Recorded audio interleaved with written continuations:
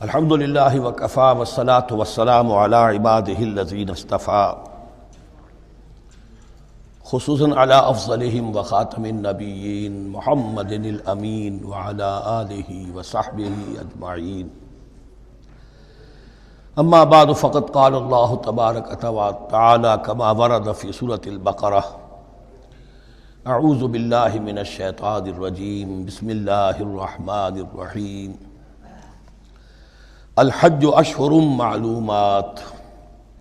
فمن فرض فیہن الحج فلا رفث ولا فسوق ولا جدال فی الحج وما تفعلوا من خیر یعلمہ اللہ وتزودوا فإن خیر الزاد التقوی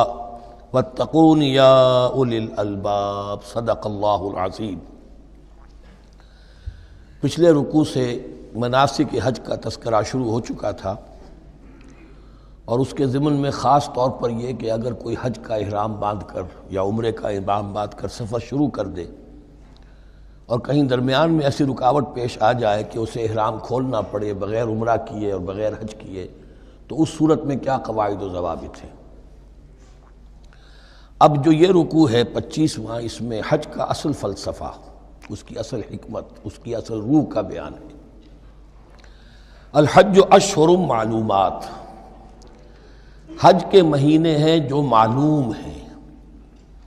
یعنی جو بھی پہلے سے عرب میں رواج چلا آ رہا تھا اس کی توثیق ہو گئی کہ واقعتاً یہ اللہ تعالیٰ ہی کی طرف سے۔ تو حج کے کا جہاں تک ٹائمنگ کا تعلق ہے، مواقیت کا تعلق ہے، وہ گویا کہ اللہ تعالیٰ کی طرف سے توثیق فرما دی گئی۔ فمن فرض فیہن الحج، تو جو کوئی بھی اپنے اوپر لازم کر لے ان مہینوں میں حج کو،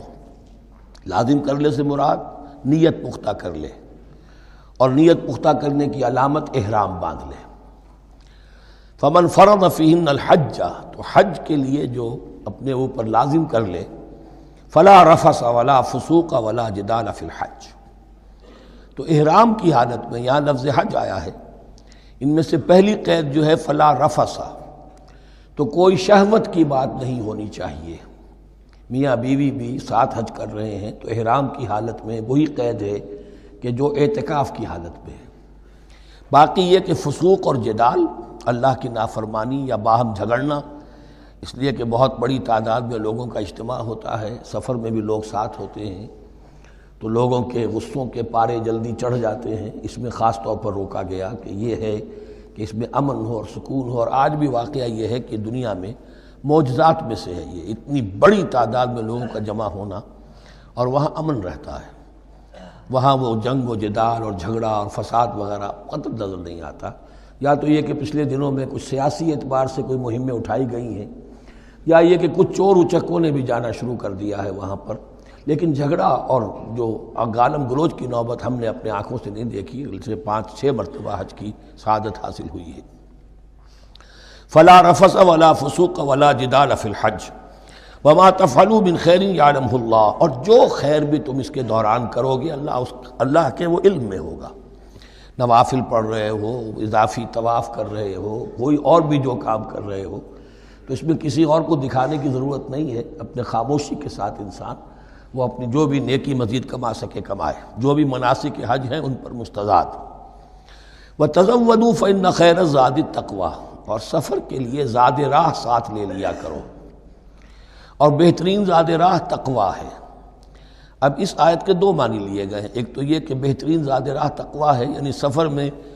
آپ نے زاد راہ خرچ کی شکل میں تو لے لیا، تقویٰ ہے نہیں، تو پھر کیا ہوگا؟ وہ تو صرف پیسہ خرچ کرنے کے لیے اچھا احرام لے لیں گے، اچھی جگہ لے لیں گے قیام کی، تو تقویٰ اگر نہیں ہے تو حج تو حج ہی نہیں ہوگا۔ لیکن اس کا ایک دوسرا مفہوم جو ہے وہ بھی بہت اہم ہے کہ اگر انسان خود اپنا زاد راہ ساتھ نہ لے تو پھر وہاں مانگنا پڑتا ہے، تو تقویٰ سے مراد یہاں ہے سوال سے بچنا۔ بہتر یہ ہے کہ زاد راہ لے کر چلو، اور یہ کہ اس کے لیے تمہیں کسی کے سامنے سائل نہ بننا پڑے۔ اگر تم صاحب استطاعت نہیں ہو تو حج تم پر فرض ہی نہیں ہے۔ خام خواہ کو ایک شے جو تم پر فرض نہیں ہے اس کے لیے وہاں جا کر بھیک مانگنا، یا یہاں سے بھیک مانگ کر یا چندہ لے کر جانا، یہ تو قطعاً غلط حرکت ہے۔ وَتَزَوَّدُوا فَإِنَّ خَيْرَ الزَّادِ التَّقْوَىٰ وَاتَّقُونِ یَا أُولِي الْأَلْبَابِ، اور یقیناً میرا ہی تقویٰ کرو، مجھی سے ڈرو اے ہوش مندو۔ لیس علیکم جناح ان تبتغوا فضلا من ربکم، اس میں تم پر کوئی حرج نہیں ہے، کوئی گناہ نہیں ہے کہ تم حج کے سفر کے دوران اپنے رب کا فضل بھی تلاش کرو۔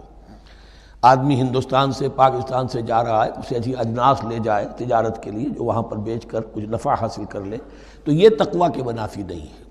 اگر وہاں پر کوئی کاروبار کر سکو کرو۔ فَإِذَا أَفَضْتُم مِّنْ عَرَفَاتٍ، تو پھر جب تم عرفات سے واپس لوٹو،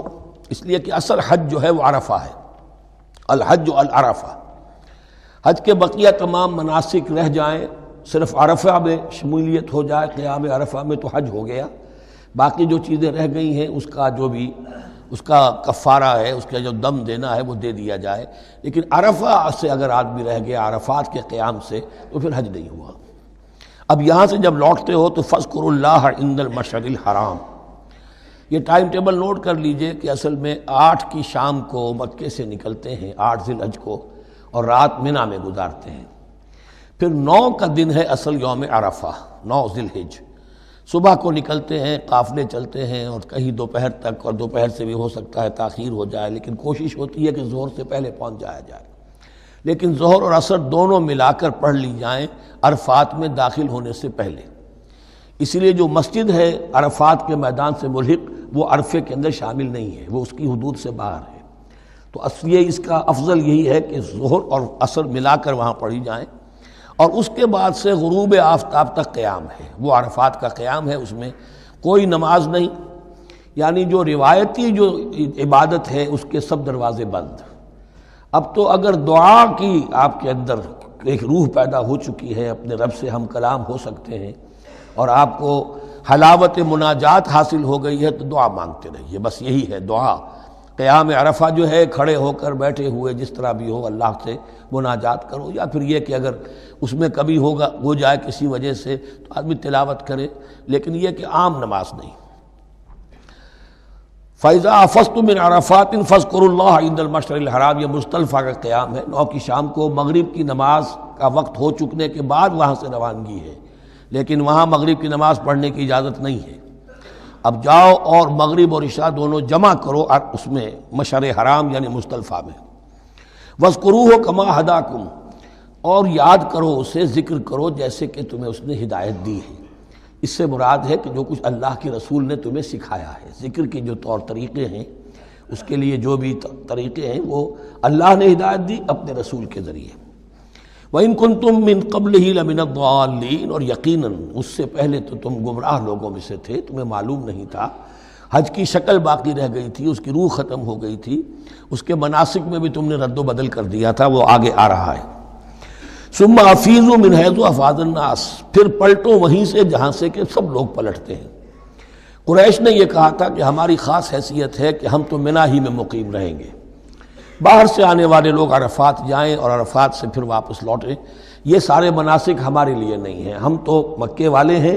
اور ہماری شان یہ ہے کہ ہم عرفات نہیں جائیں گے، منی ہی میں قیام رہے گا۔ یہاں بتایا گیا کہ یہ تم نے غلط بات ایجاد کر لی ہے، ثم افیضوا من حیث افاض الناس، جہاں سے سب لوگ لوٹتے ہیں یعنی میدان عرفہ سے، وہیں سے لوٹیں۔ واستغفروا اللہ، اللہ سے استغفار کرتے رہو، ان اللہ غفور رحیم، یقینا اللہ بخشنے والا رحم فرمانے والا ہے۔ فَإِذَا قَضَيْتُم مَّنَاسِكَكُمْ، اور جب تم اپنے یہ مناسک ادا کر لو، پورے کر لو، فاذكروا اللہ كذكركم آباءكم، تو اب اللہ کا ذکر کرو جیسے کہ تم اپنے آباء و اجداد کا ذکر کرتے رہے ہو، جس شد و مد کے ساتھ۔ وہاں یہ ہو گیا تھا کہ پھر منی میں جب یہ ٹھہرتے تھے تو اپنے آباء و اجداد کے قصیدے بیان کیے جا رہے ہیں، جیسے ہمارے ہاں ہوتا ہے، جو دیہاتی لوگ ہوتے ہیں، راجپوت لوگ ہوتے ہیں، ان کے میراثی ہوتے ہیں، اسی طرح وہاں شعراء ہوتے تھے قبائل کے، وہ ان قبیلوں کی مدح بیان کرتے تھے، ان کے بڑے بزرگوں کی، اسلاف کی جو ہے عظمت بیان کرتے تھے۔ اللہ کا ذکر ختم ہو چکا تھا، فرمایا جس شد و مد کے ساتھ تم اپنے آباء و اجداد کا ذکر کرتے رہے، اب اسی شد و مد کے ساتھ، بلکہ او اشد ذکرا، بلکہ اس سے بھی زیادہ شد و مد کے ساتھ اب اللہ کا ذکر کرو۔ فَمِنَ النَّاسِ مَن يَقُولُ رَبَّنَا آتِنَا فِي الدُّنْيَا وَمَا لَهُ فِي الْآخِرَةِ مِنْ خَلَاقٍ، لوگوں میں سے وہ بھی ہیں جو یہی کہتے رہتے ہیں رب ہمیں دے دے دنیا ہی میں، ایسے لوگوں کے لیے آخرت میں کوئی حصہ نہیں ہے۔ یعنی وہاں پہنچ کر بھی ساری دعائیں ان کی دنیاوی چیزوں کے لیے ہیں، مال کے لیے، اولاد کے لیے، ترقی کے لیے، اور دنیا کی جو بھی چیزیں ہیں، اپنی کوئی مشکلات ہیں ان کے رفع کرنے کے لیے، چونکہ ان کے دلوں میں دنیا بسی ہوئی ہے۔ اشربوا فی قلوبہم الدنیا، ان کے دلوں میں جیسے بنی اسرائیل کے دلوں میں بچڑے کا تقدس ملا دیا گیا تھا اور محبت، اسی طرح ہمارے دلوں میں دنیا کی محبت ہے، تو وہاں جا کر بھی دنیا ہی کی دعائیں ہیں۔ فَمِنَ النَّاسِ مَن يَقُولُ رَبَّنَا آتِنَا فِي الدُّنْيَا وَمَا لَهُ فِي الْآخِرَةِ مِنْ خَلَاقٍ، ظاہر بات ہے ایسے لوگوں کے لیے پھر آخرت میں کوئی حصہ نہیں ہے۔ وَمِنْهُم مَن يَقُولُ، اور ان میں سے وہ بھی ہیں جو یہ کہتے ہیں ربنا آتنا فی الدنیا حسنۃ وفی الآخرۃ حسنۃ وقنا عذاب النار، پروردگار ہمیں اس دنیا میں بھی خیر عطا فرما اور آخرت کا بھی خیر عطا فرما اور ہمیں بچا لے آگ کے عذاب سے۔ اب دنیا کا خیر جو ہے سب سے بڑا وہ ایمان ہے، ہدایت ہے۔ دنیا کا کوئی خیر نہیں ہے جب تک کہ اس کے ساتھ ہدایت اور ایمان نہ ہو، تو سب سے پہلے انسان ایمان طلب کرے، پھر اس کے ساتھ اللہ تعالیٰ دنیا میں کشادگی دے دے، رزق میں بھی کشائش دے دے تو ٹھیک ہے، کوئی بری بات نہیں، اچھی بات ہے، لیکن یہ کہ اصل شے کیا ہے؟ ایمان اور استقامت۔ اولئک لہم نصیب مما کسبوا، یہاں یہ لفظ بہت اہم ہے، ان کے لیے حصہ ہوگا اس میں سے جو انہوں نے کمایا۔ محض یہ دعا کرنے سے، یہ دعا جو ہے یہ کافی نہیں ہو جائے گی۔ اول تو یہ نوٹ کر لیجئے، یہی وہ دعا ہے جو یعنی رکن یمانی سے لے کر جو بھی ہر چکر ہوتا ہے اس کا طواف کا، تو رکن یمانی سے لے کر حجر اسود تک کا جو دورہ ہے، اس میں یہ دعا مانگی جاتی ہے،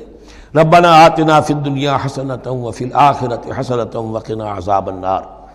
اولئک لہم نصیب مما کسبوا، ان کے لیے حصہ ہے اس میں سے جو انہوں نے کمایا۔ اچھا، اس میں سے جو انہوں نے کمایا، اس میں سے کیوں؟ وہ تو سارا ملنا چاہیے، لیکن بندے کو ڈرتا رہنا چاہیے کہ ممکن ہے اس میں سے کسی مسئلے میں میری نیت میں کوئی فساد آ گیا ہو، ممکن ہے اس میں سے میرے کسی عمل کے اندر کوئی کمی رہ گئی ہو، کوئی کوتاہی رہ گئی ہو۔ اس لیے یہ نہ سمجھ لے کہ جو بھی کچھ کیا ہے اس کا اجر لازماً ملے گا۔ مما کسبوا، جو انہوں نے کمایا ہے اس میں خلوص ہے، اس میں بے ریائی ہے، اس میں تمام جو بھی اس کے آداب اور شرائط ہیں ملحوظ رکھے گئے ہیں، تو ان کو اس کا حصہ ملے گا۔ واللہ سریع الحساب، اور اللہ تعالیٰ کو حساب چکانے میں دیر نہیں لگتی، بہت جلدی حساب کر لے گا۔ اب تو ہمارے سامنے نقشے موجود ہیں، کمپیوٹرز ہیں، کتنی جلدی حساب ہو جاتا ہے، تو اللہ کے ہاں تو پتہ نہیں کیسا سپر کمپیوٹر ہوگا کہ اسے حساب نکالنے میں دیر نہیں لگے گی۔ وَاذْكُرُوا اللَّهَ فِي أَيَّامٍ مَّعْدُودَاتٍ، اور ذکر کرو اللہ کا گنتی کے چند دنوں میں۔ یہ لفظ یہاں پر پھر آ گیا ہے اس بات کی وضاحت کے لیے جو میں نے عرض کیا تھا کہ ابتدائی جو حکم تھا روزے کا، ایام معدودات، وہ 3 دن کے روزے تھے، اس لیے کہ یہاں بھی معدودات کا لفظ آیا ہے، فی ایام معدودات، اور سب کو معلوم ہے یہ 3 دن ہیں، 11ویں 12ویں 13ویں تاریخ جو ہے ذی الحج کی، کہ پھر یوم نحر کے بعد 3 دن یہاں پر قیام ہے، مبیت ہے، تو وہ 3 دن ہے ایام معدودات۔ فمن تعجل فی یومین، تو جو کوئی 2 دن ہی میں جلدی سے واپس آ جائے، فلا اثم علیہ، یعنی 3 دن پورے نہیں کرتا، 2 دن ہی میں واپسی کو اختیار کر لیتا تو کوئی گناہ اس پر نہیں ہے۔ ومن تأخر، اور جو پیچھے رہے یعنی 3 دن کی مقدار پوری کر لے، فلا اثم علیہ لمن اتقی، تو اس پر بھی کوئی گناہ نہیں، لیکن شرط ہے تقوی۔ جو 2 دن میں چلا گیا تقوی تھا تو بھی اللہ تعالیٰ کے ہاں اس کا اجر محفوظ ہے، جو 3 دن رہا تقوی ہے، تیسرے دن اس نے کچھ اور ہی حرکتیں نہ شروع کر دی ہوں، جی اکتایا ہوا ہے اور طبیعت کے اندر جو ہے وہ ٹھہراؤ نہیں ہے، تو وہ تیسرا دن اس کے لیے کوئی خاص مفید نہیں ثابت ہوگا۔ لیکن یہ کہ اصل شے جو ہے اللہ کے ہاں جو چیز کے شرط لازم ہے قبولیت کے لیے وہ تقوی ہے۔ لمن اتقی واتقوا اللہ واعلموا انکم الیہ تحشرون، اور اللہ کا تقوی اختیار کرو اور یہ مستحضر رکھو اپنے ذہن میں کہ تمہیں اسی کی جانب جمع کر دیا جائے گا، تم سب کے سب ہانک کر لے جاؤ گے اسی کی جناب میں۔ وَمِنَ النَّاسِ مَن يُعْجِبُكَ قَوْلُهُ فِي الْحَيَاةِ الدُّنْيَا، اب یہ منافقین میں سے ایک گروہ کا خاص ایک تذکرہ ہو رہا ہے۔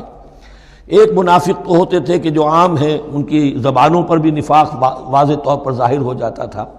اور ایک قسم کے منافق وہ ہوتے تھے بڑے چاپلوس، چرب زبان، کہ ان کی گفتگو دیکھیے تو وہ تو بڑے مخلص ہیں اور بڑے ہی فداکار ہیں اور بڑے ہی آپ کے ساتھ ان کا تعلق جو ہے وہ نیک نیتی پر مبنی ہے، ان کی زبانیں جو ہیں معلوم ہوتا ہے کہ اس میں تو سب گھی شکر گھلا ہوا ہے، لیکن یہ کہ ان کا کردار انتہائی خراب ہوتا ہے، اور پھر وہ جب واپس جاتے ہیں باتیں کرنے کے بعد یا باتیں بنانے کے بعد تو ان کا کردار جو ہے وہ فساد پر مبنی ہوتا ہے۔ وَمِنَ النَّاسِ مَن يُعْجِبُكَ قَوْلُهُ فِي الْحَيَاةِ الدُّنْيَا، اور لوگوں میں سے ایسے بھی ہیں جن کی باتیں تمہیں بڑی اچھی لگتی ہیں دنیا کی زندگی میں، وَيُشْهِدُ اللَّهَ عَلَى مَا فِي قَلْبِهِ، اور وہ اللہ کو بھی گواہ ٹھہراتا رہتا ہے، میں جو کچھ کہہ رہا ہوں اللہ جانتا ہے، میں خلوص سے کہہ رہا ہوں، میں بالکل اپنی نیک نیتی سے کہہ رہا ہوں، اللہ جانتا ہے۔ وَهُوَ أَلَدُّ الْخِصَامِ، حالانکہ فی الواقع وہ دشمن ہے بہت سخت، الد بہت شدید، اور خصام خصم دشمن کے لیے آتا ہے۔ وَإِذَا تَوَلَّى، جب وہ پیٹھ موڑتے جاتا ہے، سعى فِي الْأَرْضِ، اب وہ زمین میں جو بھاگ دوڑ کرتا ہے، لِيُفْسِدَ فِيهَا، اس میں فساد مچائے، وَيُهْلِكَ الْحَرْثَ وَالنَّسْلَ، اور ہلاک کرے، کہیں کسی کی کھیتی جلا دی، کہیں کسی کا کوئی جانور جو ہے وہ ختم کر دیا، مار دیا۔ وَاللَّهُ لَا يُحِبُّ الْفَسَادَ، اللہ تعالیٰ کو فساد بالکل پسند نہیں ہے۔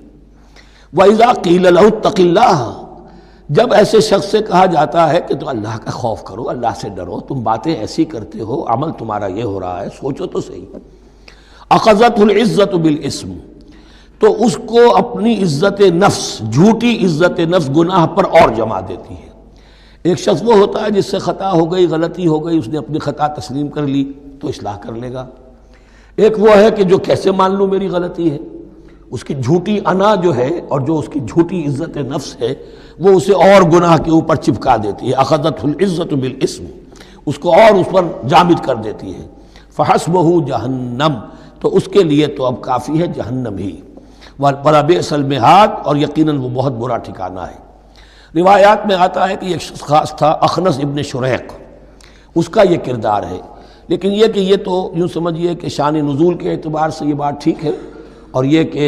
تعویل خاص میں اس کو بھی سامنے رکھیں گے، لیکن یہ وہی ہے، کردار ہے، یہ کردار ہر جگہ آپ کو ملے گا۔ اصل میں کردار کو پہچاننا چاہیے اور اس کے حوالے سے اللہ تعالیٰ سے ہدایت طلب کرنی چاہیے کہ اس کردار سے اللہ تعالیٰ ہمیں اپنی حفظ ایمان میں رکھے۔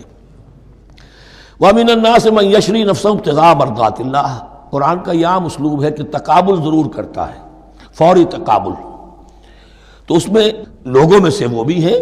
جو اپنے آپ کو بیچ دیتے ہیں اللہ کی رضا جوئی کے لیے، اپنا تن من دھن،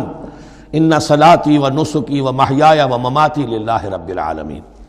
ومن الناس من یشری نفسہ ابتغاء مرضات اللہ واللہ رؤوف بالعباد، اور اللہ اپنے ایسے بندوں کے حق میں بہت شفیق ہے۔ ظاہر بات ہے جس نے یہ ارادہ کر لیا ہو، نیت کر لی ہو، کبھی ایسے شخص سے بھی کوئی کوتاہی ہو سکتی ہے، حالات ہو سکتے ہیں عارضی سے، کبھی جذبات میں آ کر کوئی غلط قدم اٹھ گیا، اللہ پھر معاف فرمائے گا، بڑی شفقت کے ساتھ معاف فرمائے گا۔ طے کر لے انسان، ایک سیدھا راستہ یہی بن جائے، ان صلاتی و نسکی و محیایا و مماتی للہ رب العالمین۔ تو پھر یہ ہے کہ کوئی تیز دوڑے گا، کوئی آہستہ چل سکے گا، مختلف صلاحیتوں کے لوگ ہوتے ہیں، اس میں فرق و تفاوت رہے گا، لیکن جس نے یہ عزم کر لیا ہے اللہ تعالیٰ ان کے حق میں بہت شفیق ہے۔ یا ایھا الذین آمنوا ادخلوا فی السلم کافہ، اے اہل ایمان اسلام میں داخل ہو پورے کے پورے۔ یہ گویا کہ وہ بات اب کہی جا رہی ہے کہ جس کا ریورس یا کانورس ہم بنی اسرائیل کے ساتھ جو خطاب تھا اس میں پڑھ چکے ہیں۔ افتؤمنون ببعض الکتاب وتکفرون ببعض، کیا تم ہماری کتاب، ہمارے دین، ہماری شریعت کے ایک حصے کو مانتے ہو اور ایک کو رد کر دیتے ہو؟ فما جزاء من يفعل ذلك منكم الا خزي في الحياة الدنيا ويوم القيامة يردون الى اشد العذاب، تو جو کوئی بھی تم میں سے یہ روش اختیار کرے گا اس کی کوئی سزا اس کے سوا نہیں ہے کہ دنیا میں ذلت اور خواری ان پر مسلط کر دی جائے اور قیامت کے دن شدید ترین عذاب میں جھونک دیے۔ اس کو اب مثبت پیرائے میں مسلمانوں سے کہا جا رہا ہے، یا ایھا الذین آمنوا ادخلوا فی السلم کافہ، ریزرویشنز کے ساتھ نہیں، ایکسیپشنز کے ساتھ نہیں۔ اللہ کی بندگی تو کرنی ہے، اس معاملے میں نہیں، اللہ کے حکم تو ماننا ہے لیکن یہ حکم نہیں میں مان سکتا، یہ ایک کی بھی نفی جو ہے وہ گویا کہ کل کی نفی ہو جائے گی۔ ادخلوا فی السلم کافہ، ٹیک اٹ اور لیو اٹ، یہ پیکج ڈیل ہے، اس میں جزوی بات نہیں ہو سکتی۔ ولا تتبعوا خطوات الشیطان، اور دیکھو شیطان کے قدموں کی پیروی نہ کرو، اس کے نشانات راہ جو ہیں، اس کے نشانات قدم جو ہیں ان کی پیروی نہ کرو۔ انہ لکم عدو مبین، وہ تو یقیناً تمہارا بڑا کھلا دشمن ہے۔ فإن زللتم من بعد ما جاءتکم البینات، پھر اگر تم پھسل گئے اس کے بعد بھی کہ تمہارے پاس یہ واضح تعلیمات آ چکی ہیں، فَاعْلَمُوا أَنَّ اللَّهَ عَزِيزٌ حَكِيمٌ، تو جان لو کہ اللہ تعالیٰ پھر زبردست ہے۔ اس میں دھمکی کا پہلو آ گیا کہ پھر اللہ کی جو ہے پکڑ سخت ہوگی۔ حکیم بھی ہے، اس کی پکڑ میں بھی حکمت ہے۔ اگر یہ پکڑ نہ ہو تو ظاہر بات ہے کہ پورا نظام جو ہے دین کا وہ پھر بالکل ایک بے منطقی، اگر اللہ کی طرف سے کسی گناہ پر پکڑ ہی نہیں ہے تو پھر یہ آزمائش کیا ہوئی، پھر جزا و سزا کا کیا سوال، پھر جنت اور دوزخ کا کیا معاملہ۔ هل ينظرون الا ان ياتيهم الله في ظلل من الغمام والملائكة وقضي الامر۔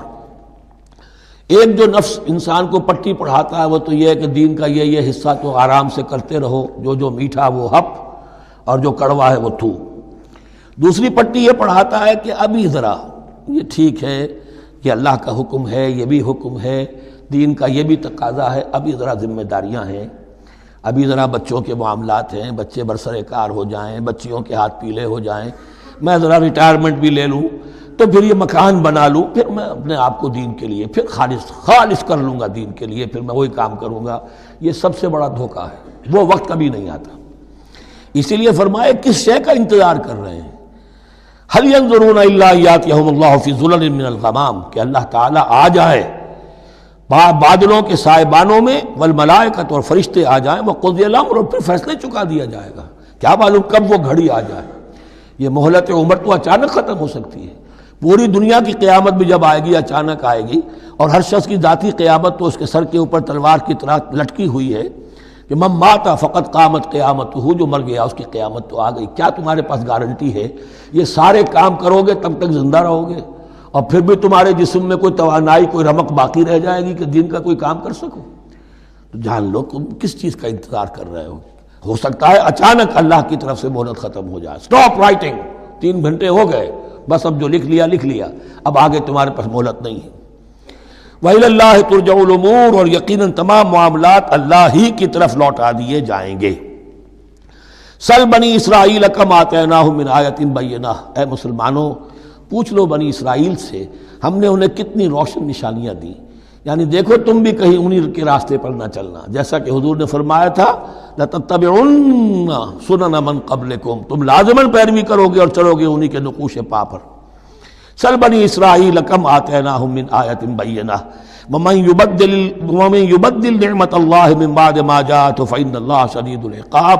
لیکن جو شخص اللہ کی اس نعمت جو اس کے پاس آ گئی ہے اس میں تبدیلی کرتا ہے، اس میں تحریف کرتا ہے، یا اس میں تحریف کرتا ہے یا اپنے آپ کو بدل لیتا ہے، من بعد ما جاءت ہو، اس کے بعد کہ وہ نعمت اس کے پاس آ گئی، فإن اللہ شدید العقاب، تو یہ جان لو اللہ پھر سزا دینے میں بھی سخت ہے۔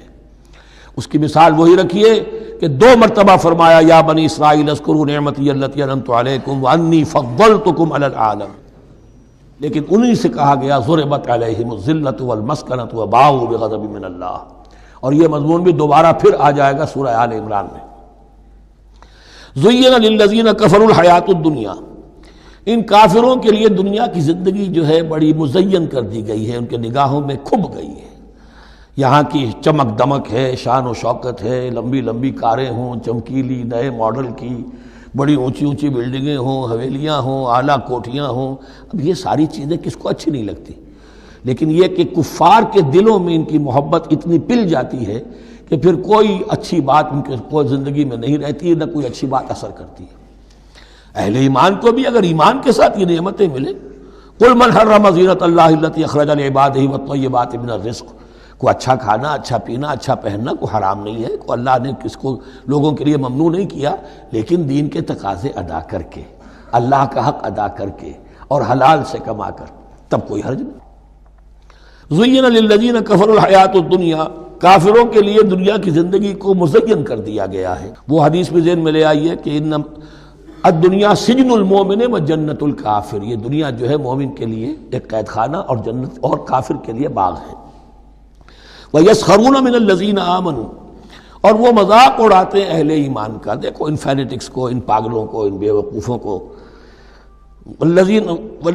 وَيَسْخَرُونَ مِنَ الَّذِينَ آمَنُوا وَالَّذِينَ اتَّقَوْا وَالَّذِينَ اتَّقَوْا فَوْقَهُمْ يَوْمَ الْقِيَامَةِ، اور جن لوگوں نے تقویٰ کی روش اختیار کی تھی قیامت کے دن اب وہ ان کے اوپر ہوں گے، اور بلکہ ہمیں سورہ مطففین میں تو آگے چل کر پتہ چلے گا پھر اہل ایمان ان کا مذاق اڑائیں گے۔ واللہ یرزق من یشاء بغیر حساب، اور اللہ تعالیٰ رزق عطا فرمائے گا جس کو چاہے گا بغیر حساب، یہ جنت کی طرف اشارہ ہے۔ اب یہ جو آیت آ رہی ہے پھر ایک طویل آیت ہے، جسے میں نے عرض کیا تھا بڑے بڑے حسین اور خوشنما حکمت کے اور علم کے اور معرفت کے پھول جو ہیں وہ اس بنتی میں بن دیے گئے ہیں۔ دو کلڑیاں یعنی شریعت، عبادات اور معاملات، دو لڑیاں انفاق اور جہاد، قتال، جہاد بالمال، جہاد بالنفس، اور ان میں یہ پھول آ جاتے ہیں عظیم۔ اس کو میں نے عنوان دیا ہے آیت الاختلاف، آیت الآیات، آیت البر، اور یہ آیت الاختلاف۔ اختلاف کیوں ہوتا رہا ہے؟ اور یہ بہت اہم ہے، اس لیے کہ جو وحدت ادیان کا فلسفہ دنیا میں کچھ لوگوں کی طرف سے پیش ہوتا ہے، اس کا ایک حصہ صحیح ہے اور ایک حصہ غلط ہے۔ صحیح کون سا ہے، غلط کون سا ہے، وہ اس حدیث، اس آیت سے معلوم ہوگا۔ کان الناس امۃ واحدۃ، اس میں کوئی شک نہیں، پہلے تو انسان سب کے سب ایک امت تھے، حضرت آدم کی نسل، حضرت آدم نبی ہیں تو امت تو ایک ہی تھی، جب تک کہ ان کے اندر گمراہی پیدا نہیں ہوئی، اختلافات نہیں ہوئی، شیطان نے کچھ لوگوں کو نہیں ورغلایا، اس وقت تک تو کان الناس امۃ واحدہ، تمام انسان ایک ہی امت تھے۔ اب یہاں پہ سمجھ لیجئے کہ یہاں اس کے بعد ایک حرف محذوف ہے، ثم اختلفوا، پھر ان میں اختلافات ہوئے، فساد پیدا ہوا، کچھ لوگوں نے گمراہی کی روش اختیار کر لی، ایک بیٹا اگر حابیل تھا تو دوسرا قابیل بھی تھا۔ فبعث اللہ النبیین مبشرین ومنذرین، تو اب اللہ نے نبیوں کو بھیجنا شروع کیا جو بشارت دیتے تھے نیکوکاروں کو اور جو خبردار کرتے تھے غلط کاروں کو۔ وانزل معهم الکتاب بالحق لیحکم بین الناس فیما اختلفوا فیہ، اور اللہ نے ان کے ساتھ کتاب نازل فرمائی اپنی، تاکہ وہ حق کے ساتھ نازل فرمائی، تاکہ وہ فیصلہ کر دے لوگوں کے مابین ان امور میں جن میں انہوں نے اختلاف کیا تھا۔ وَمَا اخْتَلَفَ فِيهِ إِلَّا الَّذِينَ أُوتُوهُ مِن بَعْدِ مَا جَاءَتْهُمُ الْبَيِّنَاتُ بَغْيًا بَيْنَهُمْ، اور پھر جو اختلاف کیا ان میں سے تو نہیں کیا اختلاف کرنے والوں نے مگر جن کو کہ وہ کتاب دی جا چکی تھی، ہدایت دی جا چکی تھی، من بعد ما جاءتهم البینات، اور اس کا سبب کیا تھا؟ بغیم بینہم، یہ لفظ میں نے پہلے بھی نوٹ کروایا تھا، بغیم بینہم، دی ارج ٹو ڈومینیٹ، زدم زدہ، سارا فساد دنیا میں جو ہوتا ہے دی ارج ٹو ڈومینیٹ، آدمی جو ہے میں اس کی بات کیوں مانوں، یہ کیوں نہ میری مانے، یہ ہے کہ جس میں جو بھی سربراہی اور بالادستی حاصل کرنے کی جو ایک انسان کے اندر ایک ہے، امنگ ہے، یہ امنگ رکھی گئی ہے انسان میں، جہاں انسان کے اندر اچھے میلانات رکھے گئے، برے بھی رکھے گئے، نفس بھی تو انسان ہی میں ہے، اس لیے کہ انہی کی درمیان حق و باطل کی کشمکش چلتی ہے انسان کے باطن میں، حق و باطل کی ایک کشاکش انسان کے باطن میں چلتی ہے، ایک خارج میں چلتی ہے۔ تو فرمایا پھر ہم نے اپنے رسول بھیجنے شروع کیے، فبعث اللہ النبیین مبشرین ومنذرین وانزل معهم الکتاب بالحق لیحکم بین الناس فیما اختلفوا فیہ وما اختلف فیہ الا الذین اوتوہ من بعد ما جاءتهم البینات بغیا بینہم فہدی اللہ الذین آمنوا لما اختلفوا فیہ من الحق باذنہ۔ تو اب اس کے بعد اللہ تعالی نے ہدایت دی ان لوگوں کو جو ایمان لائے ان چیزوں کے بارے میں جس میں کہ وہ اختلاف کر چکے تھے حق سے، اپنے حکم سے اللہ نے ان کو ایمان کی طرف ہدایت فرما دی۔ واللہ یہدی من یشاء الی صراط مستقیم، اور اللہ ہدایت دیتا ہے جس کو چاہتا ہے سیدھے راہ کی طرف۔ لیکن اس کا دوسرا ترجمہ یہ بھی ہوگا اللہ ہدایت دیتا ہے اس کو جو چاہتا ہے، من یشاء، من یشاء میں اللہ کی مشیت بھی ہے اور جو ہدایت کا طالب ہوتا ہے، واللہ یہدی من یشاء، جو چاہتا ہے اس ہدایت کا طالب ہوگا، یہ اللہ کے ذمے ہے، اللہ نے اسے اپنے اوپر ایک ذمہ داری سمجھا ہے کہ اس کو یقیناً ہدایت دے گا۔ والذین جاہدوا فینا لنہدینہم سبلنا، جو ہمارے راستے میں کوششیں کریں گے، حق کی طرف بڑھنا چاہیں گے، ہم لازماً ان کو راستہ دکھائیں گے، اپنے راستوں کی طرف ان کی رہنمائی کریں گے، یہ اللہ نے اپنے ذمے لیا۔ ام حسبتم، اب بڑی سخت آیت آ رہی ہے، یہ بھی بڑی لرزا دینے والی آیت ہے۔ اب دیکھیے صحابہ کرام میں سے ایک بڑی تعداد تھی کہ جو مکے کی سختیاں جھیل کر آئے تھے، مہاجرین، ان کے لیے تو اب جو بھی مراحل آئندہ آنے والے تھے وہ کوئی ایسے ثقیل نہیں تھے، ایسے مشکل نہیں تھے، وہ سختیاں تو وہاں نہیں انہوں نے جھیلنی تھی کہ جو کہ مکے میں مہاجرین نے جھیلی تھی، تو اب ان سے ہے خاص طور پر روئے سخن، اگرچہ خطاب عام ہے اور یہ قرآن مجید میں عام طور پر آپ کو ملے گا کہ الفاظ عام ہیں، لیکن آپ اگر دیکھیں گے تو روئے سخن کسی خاص طبقے کی طرف ہے، تو یہاں در حقیقت ان کو بتایا جا رہا ہے۔ ام حسبتم ان تدخلوا الجنہ، کیا تم نے یہ سمجھا تھا کہ جنت میں داخل ہو جاؤ گے؟ ولما یاتکم مثل الذین خلوا من قبلکم، حالانکہ ابھی تک تو تمہارے اوپر وہ حالات و واقعات تو وارد ہی نہیں ہوئے جو ان پر ہوئے تھے جو تم سے پہلے تھے۔ مستہم الباساء، انہیں آ لیا، پہنچی ان کو سختی بھوک کی، والضراء اور تکالیف، وزلزلوا اور وہ ہلا مارے گئے، حتیٰ یقول الرسول والذین آمنوا معہ متی نصر اللہ، یہاں تک کہ پکار اٹھا وقت کا رسول اور جو ان کے ساتھ اہل ایمان تھے، کب آئے گی اللہ کی مدد، الا ان نصر اللہ قریب، اب انہیں یہ خوشخبری دی گئی کہ آگاہ ہو جاؤ اللہ کی مدد قریب ہے۔ یعنی اللہ آزماتا ہے، یہ وہی بات ہے جو اس سے پہلے آ چکی ہے 19ویں رکوع میں بالکل شروع میں، وَلَنَبْلُوَنَّكُمْ بِشَيْءٍ مِّنَ الْخَوْفِ وَالْجُوعِ وَنَقْصٍ مِّنَ الْأَمْوَالِ وَالْأَنفُسِ وَالثَّمَرَاتِ، ہم لازماً آزمائیں گے۔ یہ کوئی پھولوں بھرا راستہ نہیں ہے، پھولوں کی سیج نہیں ہے، حق کا راستہ ہے، یہ کانٹوں بھرا بستر ہے، کانٹوں بھرا راستہ ہے، اس کے لیے ذہناً تیار ہو جاؤ۔ در رہے منزل لیلا کہ خطر ہاست بسے، شرط اول قدمی نفس کے مجنوں باشی، دیکھ سمجھ کر آؤ۔ ام حسبتم ان تدخلوا الجنة ولما يأتكم مثل الذين خلوا من قبلكم مستهم الباساء والضراء وزلزلوا حتى يقول الرسول والذين آمنوا معه متى نصر الله الا ان نصر الله قریب۔ یہ آیت پھر مسلمانوں کو، صحابہ کرام کو سورہ صف میں یہ خوشخبری سنائی گئی جبکہ غزوہ احزاب واقع ہو چکا تھا اور شدید ترین امتحان سے محمد الرسول اللہ اور ان کے صحابہ گزر چکے تھے کامیابی کے ساتھ، تب انہیں خوشخبری دی گئی ہے۔ سورہ صف اس وقت نازل ہوئی ہے،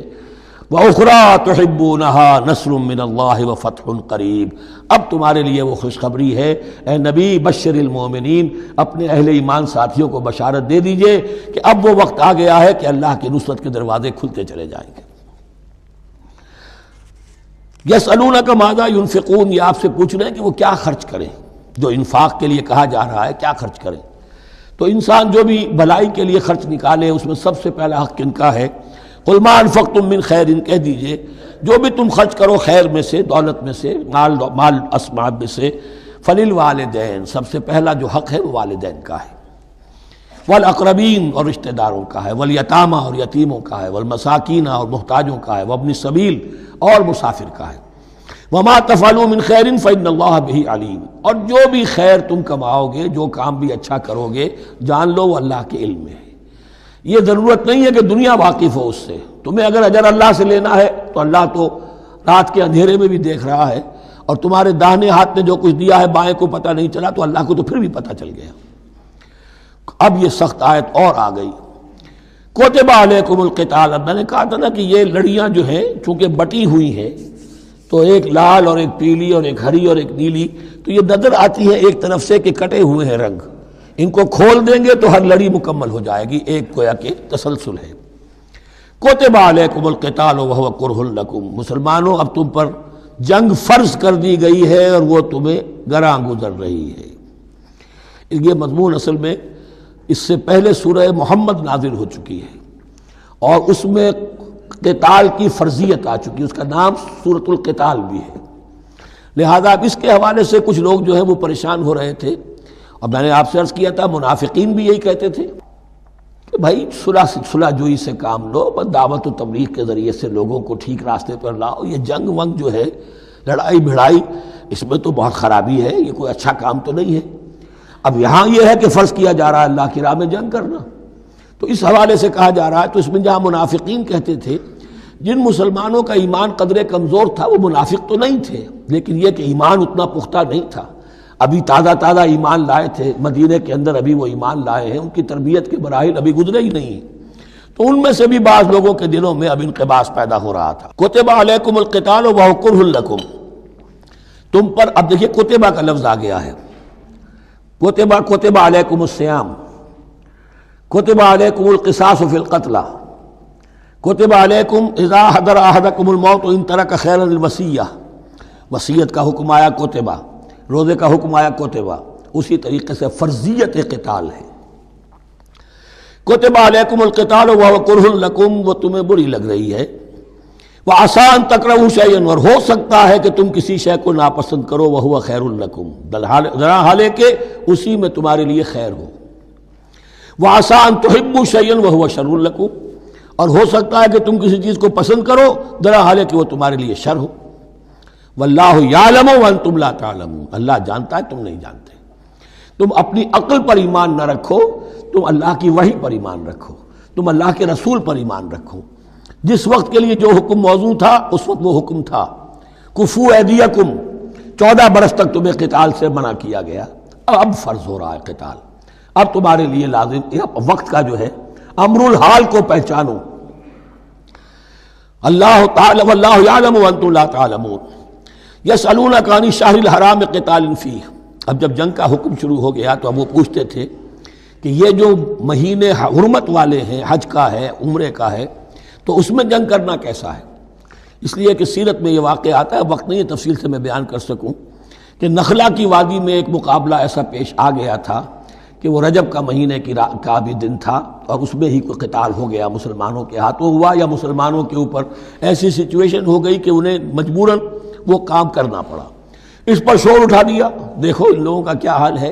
بنے پھرتے ہیں اللہ والے، رسول والے، دین والے، آخرت والے، اور ان کا حال یہ ہے کہ یہ حرمت والے مہینے کو انہوں نے بٹا لگا دیا، اس میں جنگ کی ہے۔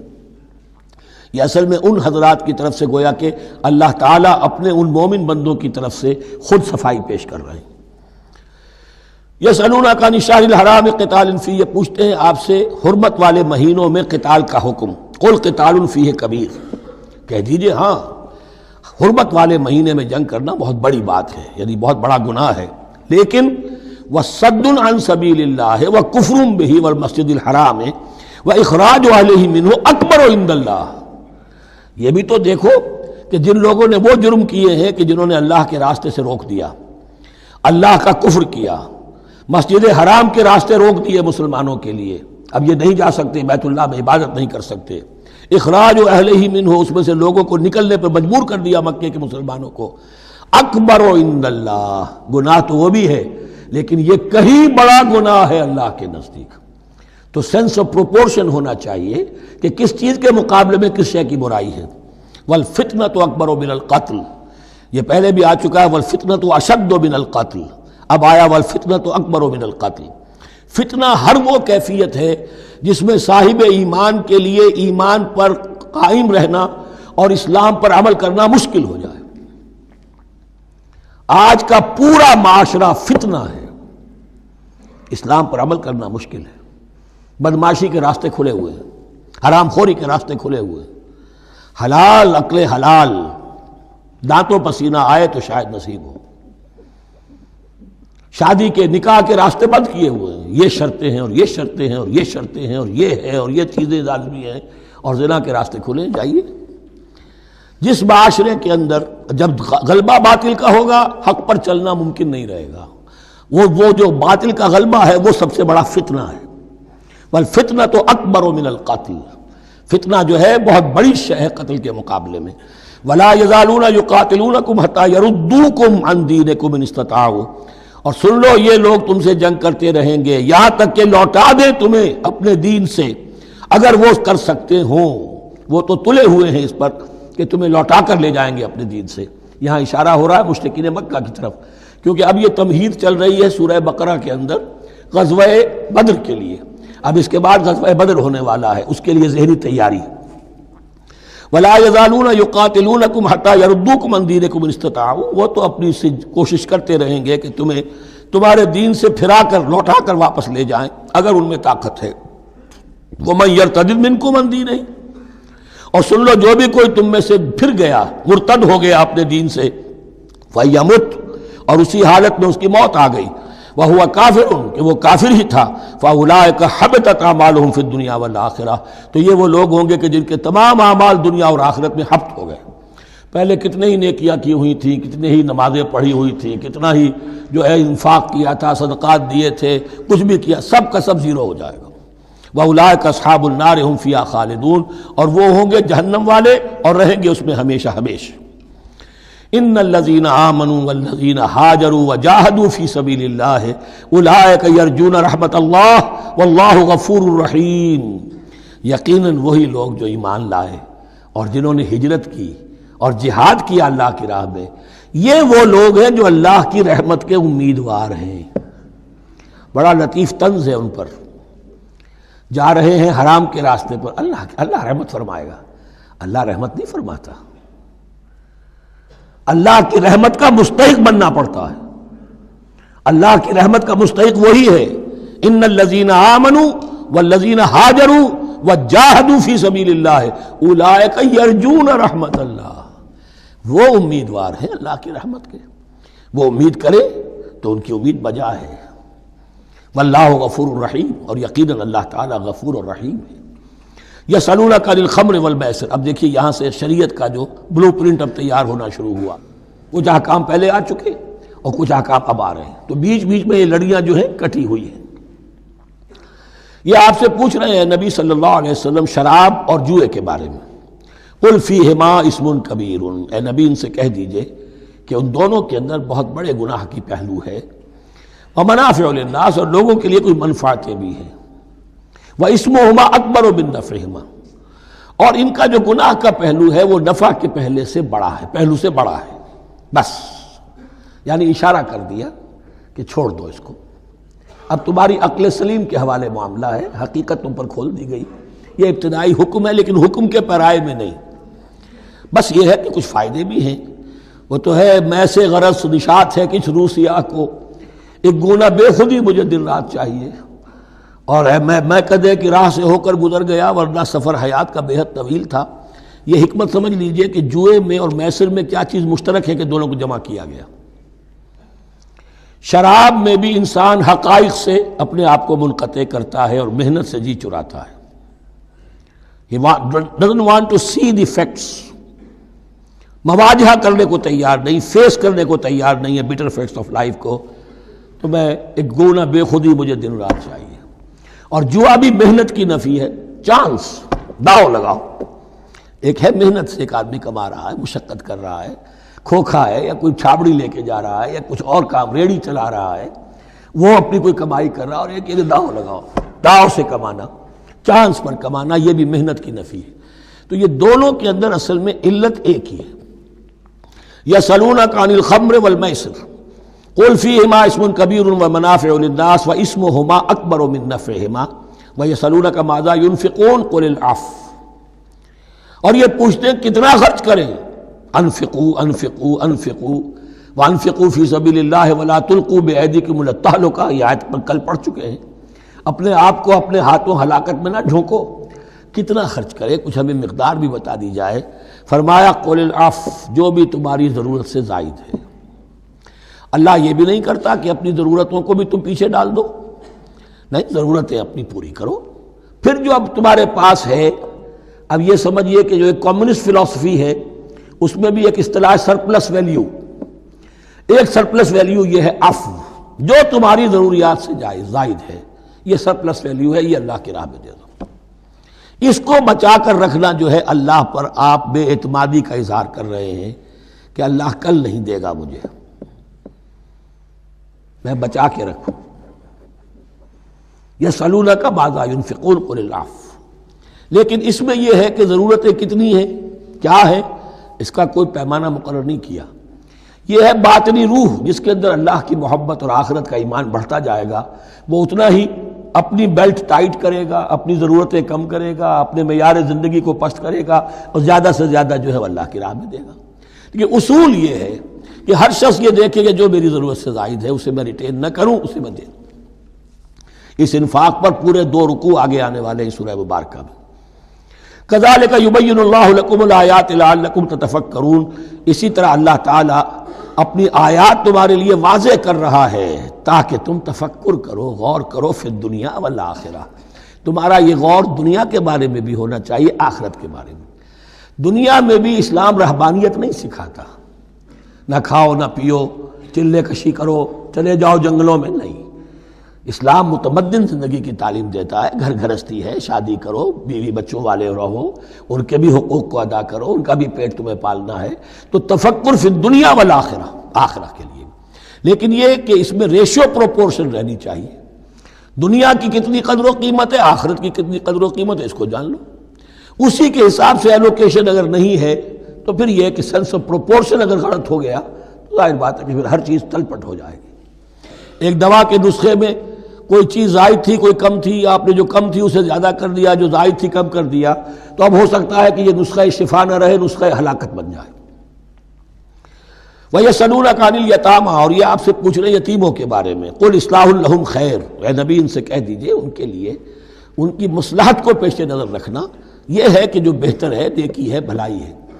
اصل میں سورہ بنی اسرائیل کی آیت جو ہے وہ لوگوں کے سامنے تھی، وَلَا تَقْرَبُوا مَالَ الْيَتِيمِ إِلَّا بِالَّتِي هِيَ أَحْسَنُ، مال یتیم کے قریب تک نہ پھٹکو، یعنی گڑبڑ کر لو گے اپنے اموال میں، اس میں سے یہ کہ ہو سکتا ہے کہ تمہارا ان کا کوئی مال تمہارے پیٹ میں چلا جائے، ہانڈی مشترک ہے، اب اس میں ظاہر بات ہے یتیم نے بھی کھانا ہے، تم نے بھی کھانا ہے، اچھی اچھی بوٹیاں تم نے کھا لی ہیں اور یتیم کے لیے جو ہے خرچہ تو پورا ڈال دیا، لیکن یہ کہ اس کے لیے بیچارے کے لیے چھچڑے چھوڑ دیے۔ تو یہ چیز روکنے کے لیے کہا گیا تھا مکی صورتوں میں وَلَا تَقْرَبُوا مَالَ الْيَتِيمِ إِلَّا بِالَّتِي أَحْسَنُ۔ اب صحابہ کے لیے تو یہ چیزیں ایسی تھیں کہ اشارہ ذرا سا ہو گیا اور انہوں نے اس پر عمل کیا، انہوں نے ہڈیاں علیحدہ کر دی تاکہ ان کا خرچہ بالکل علیحدہ رہے۔ اب اس میں تکلیف ہو رہی تھی،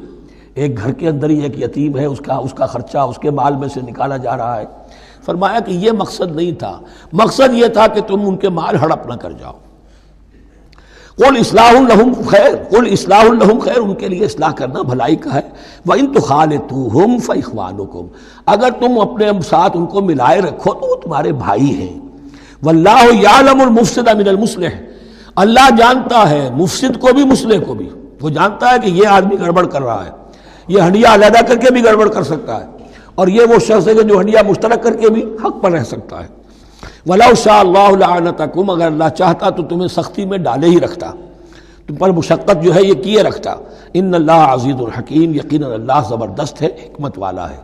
ایک طرف وہ سختی بھی کرتا ہے، زبردست ہے، لیکن وہ اس کے ہر حکم کے اندر حکمت بھی ہے، اور جہاں حکمت نرمی کی متقاضی ہوتی ہے وہاں وہ رعایت بھی دیتا ہے۔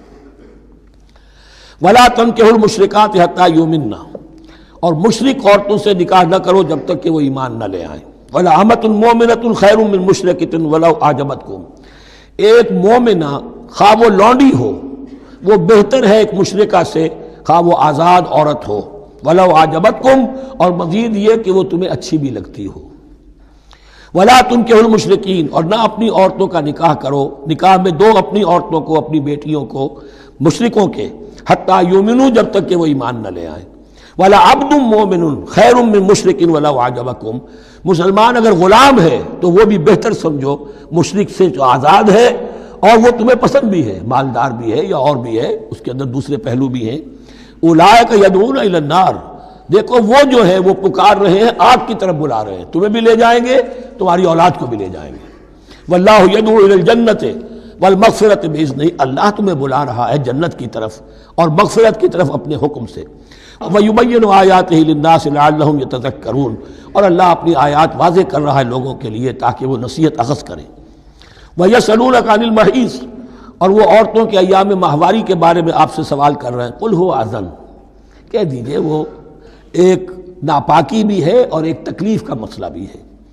فَاعْتَزِلُوا النِّسَاءَ فِي الْمَحِيضِ، تو حیض کی حالت میں اگر تمہاری بیویاں ہوں تو ان سے علیحدہ رہو، مقاربت نہ کرو۔ وَلَا تَقْرَبُوهُنَّ حَتَّىٰ يَطْهُرْنَ، اور ان سے مقاربت نہ کرو یہاں تک کہ وہ پاک ہو جائیں۔ فَإِذَا تَطَهَّرْنَ، اور جب وہ خوب پاک ہو جائیں، فَأْتُوهُنَّ مِنْ حَيْثُ أَمَرَكُمُ اللَّهُ، تو اب ان کی طرف جاؤ، جو بھی تمہیں تعلق قائم کرنا ہے کرو، جہاں سے کہ تمہارے رب نے تمہیں حکم دیا، اللہ نے حکم دیا ہے۔ یہ اللہ کا حکم کیا ہے؟ یہ ہے امر طبیعی، ہر انسان جانتا ہے، ہر حیوان کو معلوم ہے، وہ طبیعی شے ہے۔ لیکن یہ کہ اب عورتوں کے ساتھ بھی اگر انسان جو ہے وہ لواطت کا فعل شروع کر دے، قوم عمل لوط، تو ظاہر بات ہے کہ عمل قوم لوط تو وہ چیز جو ہے غلط ہے، وہ حرام ہے۔ یہ تو اللہ تعالیٰ نے جو بھی تمہاری فطرت میں ڈالا ہے راستہ، وہ در حقیقت من حیث امرکم اللہ، ان اللہ یحب التوابین و یحب المتطہرین، یقیناً اللہ محبت کرتا ہے بہت توبہ کرنے والوں سے اور بہت پاک بازی اختیار کرنے والوں سے، ان ناپاک چیزوں سے دور رہنے میں۔ نساؤکم حرث لکم، تمہاری بیویاں تمہارے لیے کھیتیوں کے مانند ہیں، جیسے کھیت میں بوتے ہو، فصل کاٹتے ہو، بیویوں کے ذریعے سے اللہ تعالیٰ تمہیں اولاد عطا کرتا ہے۔ فاتو حرثکم انا شئتم، تو جو بھی کھیتی والی جگہ ہے ادھر تم جاؤ جدھر سے چاہو، یعنی اس میں یہ ہے کہ کوئی رکاوٹ نہیں ہے، وہ داہنی طرف سے بائیں طرف سے جدھر سے بھی ہو، لیکن ہو وہ فرج کے اندر، وہ مقد کے اندر معاملہ نہ ہو۔ فاتوا حرثکم انا شئتم وقدموا لانفسکم، اور اپنے آگے کے لیے سامان کرو، یعنی اپنی اولاد۔ انسان جو ہے بڑھاپے کے لیے اس کا ایسٹ بنتی ہے اس کی اولاد۔ آج تو دنیا اولاد سے بھاگتی ہے، لیکن ایک زمانے میں تو اولاد جو ہے وہ عصائے پیری شمار ہوتی تھی۔ وقدموا لانفسکم واتقوا اللہ واعلموا انکم ملاقوہ، اور اللہ سے کا تقوی اختیار کرو۔ ابھی آپ دیکھیں گے کہ جو حکم بھی شریعت کا آئے گا بار بار تکرار کے ساتھ جو ہے اس میں تو تقوی کا ذکر بار بار آئے گا کہ ایک قانون ہے، اس کی قانونیت ہے، ایک ہے تقوی۔ قانون کی لاکھ پیروی کی جا رہی ہو، تقوی نہ ہو تو وہ قانون جو ہے وہ مذاق بن جائے گا، تماشا بن جائے گا۔ اس کی بعض مثالیں آئیں گی ابھی۔ واتقوا اللہ واعلموا انکم ملاقوہ، اور اللہ کا تقوی اختیار کرو اور جان لو تمہیں اس سے مل کر رہنا ہے، حاضر ہونا ہے اس کے جناب میں۔ وبشر المؤمنین، اور اے نبی اہل ایمان کو بشارت دے دیجئے۔ ولا تجعلوا اللہ عرضۃ لایمانکم، ایک اور حکم آ گیا، اللہ تعالیٰ کا نام جو ہے وہ تختہ مشق نہ بنا لو اپنی قسموں کے لیے۔ قسم کھا بیٹھا میں تو اللہ کی قسم کھا بیٹھا ہوں، اب یہ قسم کھا بیٹھا اس لیے میں یہ کام نہیں کر سکتا، چاہے وہ نیکی کا کام تھا۔ کسی وقت غصے میں آدمی آ کر قسم کھا بیٹھتا ہے۔ حضرت ابو بکر صدیق نے بھی قسم کھا لی تھی۔ مستح ان کا ایک ایسا تھا مسلمان غریب جس کی وہ مدد کیا کرتے تھے، لیکن مستح بھی جب حضرت عائشہ پر تہمت میں ملوث ہو گیا تو حضرت ابو بکر نے قسم کھا لی کہ یہ بدبخت جس کی میں سرپرستی کرتا رہا یہ بھی میری بیٹی پر تہمت لگانے میں شامل ہو گیا، اب میں اس کی کبھی مدد نہیں کروں گا۔ یہ سورہ نور میں آئے گا، ان سے کہا گیا نہیں ایسا نہ کرو، تم اپنے نیکی کے دروازے کو کیوں بند کرتے ہو؟ قسم کھا لی، قسم کو کھول دو، کفارہ دے دو۔ ولا تجعلوا اللہ عرضۃ لایمانکم ان تبروا وتتقوا، نیکی کا کام کرنے سے، تقوی کے کام سے رکنے کے لیے قسم کھا لینا۔ وتصلحوا بین الناس، اور اس سے کہ لوگوں کے مابین مصالحت کرو۔ اب آپ نے کسی دو بھائیوں کے درمیان جھگڑا تھا، مصالحت کی کوشش کی، آپ کی بات نہیں مانی گئی، اب اللہ کی قسم ہے صاحب اب میں آپ کے معاملے میں دخل نہیں دوں گا، اب میں تو قسم کھا بیٹھا۔ نہیں بھائی، اصلاح بین الناس جو ہے، اصلاح ذات البین، یہ کرتے رہو، اور ایسی قسم کھائی ہے اس کا کفارہ دے دو۔ واللہ سمیع علیم، اور اللہ تعالیٰ سننے والا اور جاننے والا ہے۔ لا یؤاخذکم اللہ باللغو فی ایمانکم،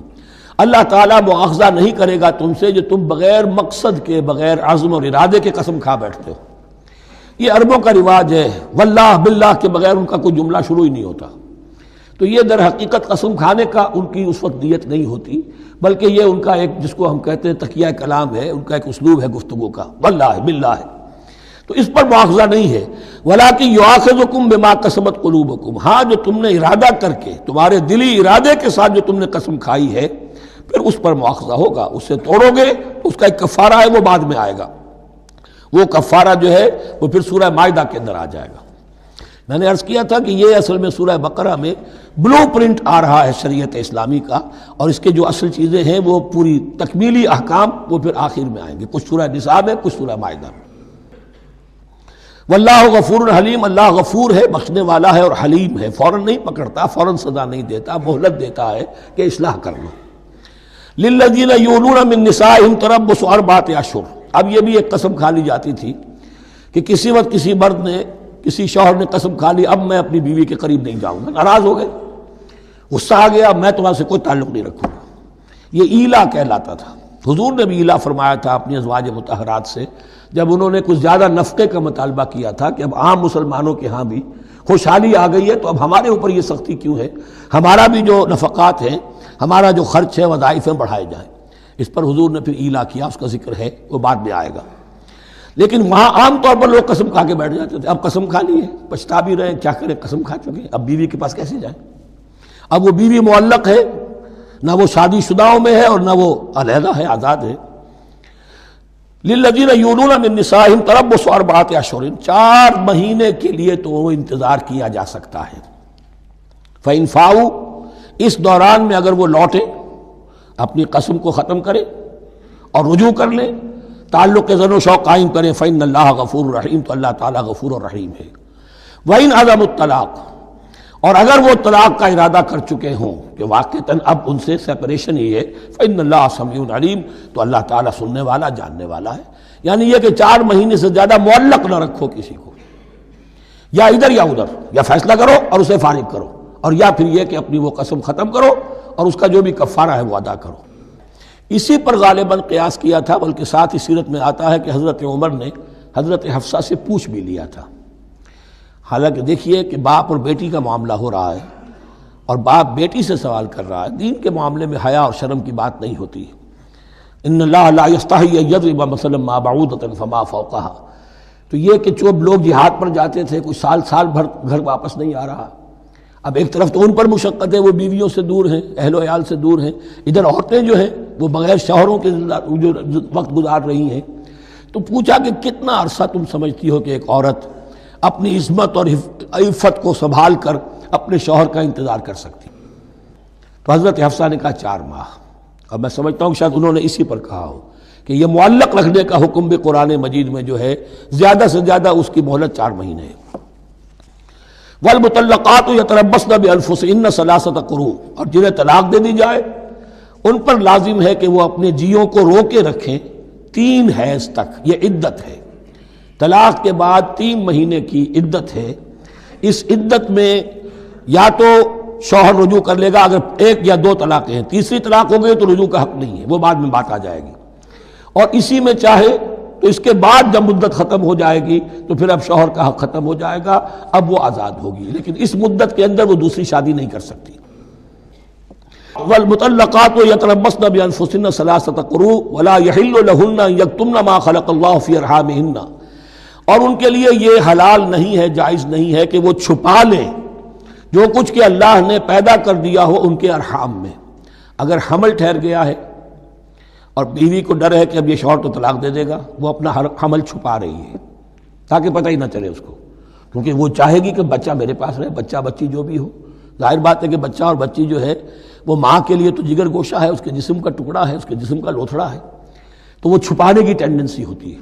کہ وہ جھگڑا ہی نہ اٹھے۔ ولا يحل لهن ان يكتمن، ان کے لیے جائز نہیں ہے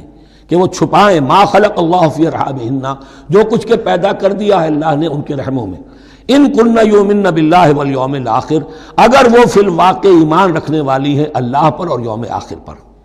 وبعولتہن احق بردہن فی ذلک ان ارادوا اصلاحا، اور یہ جو عدت کی مدت ہے اس میں ان کے شوہروں کو حق حاصل ہے، زیادہ حقدار ہیں کہ انہیں لوٹا لیں، اسے رجعت کہتے ہیں، رجوع کیا جا سکتا ہے عدت کے اندر، لیکن تیسری طلاق کے بعد نہیں۔ پہلی طلاق، دوسری طلاق، اس کے بعد دونوں میں جو عدت ہوگی اس میں رجوع کر سکتا ہے شوہر، اس کا اختیار ہے۔ بیوی کو نہ کہنے کا اختیار نہیں ہے کہ اب تم طلاق دے چکے ہو، اب میں تمہاری بات ماننے کو تیار نہیں ہوں، اس کا اسے حق نہیں ہے۔ اسے پھر وہ مرد کا جو حق ہے وَبَعُولَتُهُنَّ أَحَقُّ بِرَدِّهِنَّ، وہ زیادہ حقدار ہے کہ انہیں لوٹا لے، فی ذالک، اس مدت کے اندر ان ارادوا اصلاحا، اگر وہ واقعتاً اصلاح ہی چاہتے ہیں۔ وَلَهُنَّ مِثْلُ الَّذِي عَلَيْهِنَّ بِالْمَعْرُوفِ، اور ان کے لیے حقوق ہیں جو کہ مناسبت سے ہیں ان کی ذمہ داریوں کے۔ وَلِلرِّجَالِ عَلَيْهِنَّ دَرَجَةٌ، اور مردوں کو ان پر ایک درجہ فوقیت کا، ایک درجہ فضیلت کا، ایک درجہ حقوق کا حاصل ہے۔ واللہ عزیز الحکیم، اور اللہ تعالی زبردست ہے اور حکمت والا ہے۔ یہ آیت اصل میں اس زمانے میں بہت مس انٹرپریٹ ہوئی ہے اور بعض مترجمین نے بھی ترجمہ غلط کیا ہے، یعنی اس کا یہ ترجمہ کرنا لہن مثل الذی علیہن، ان کے بھی حقوق مردوں پر ویسے ہی ہیں جیسے مردوں کے حقوق ہیں ان پر، تو یہ تو مساوات ہو گئی، اور مساوات جو اسلامی شریعت میں مرد اور عورت کے درمیان، شوہر اور بیوی کے درمیان نہیں ہے۔ مراد کیا ہے؟ لام اور اعلیٰ کا جو استعمال ہوتا ہے عربی میں، لام کسی کے حق کے لیے اور اعلیٰ کسی کی ذمہ داری کے لیے۔ لہن، ان کے لیے حقوق ہیں، مثل الذی علیہن، جیسے کہ ان پر ذمہ داریاں ہیں۔ اللہ تعالیٰ نے جیسے ذمہ داری مرد پر ڈالی ہے ویسے حقوق اس کو دیے ہیں، جیسی ذمہ داری عورت پر ڈالی ہے اس کی مناسبت سے کورسپونڈنگلی پروپورشنیٹ جو ہے اس کو بھی حق دے دیے ہیں۔ اور اس بات کو کھول دیا، مساوات کہاں سے آئے گی؟ جب کہہ دیا وَلِلرِّجَالِ عَلَيْهِنَّ دَرَجَةٌ،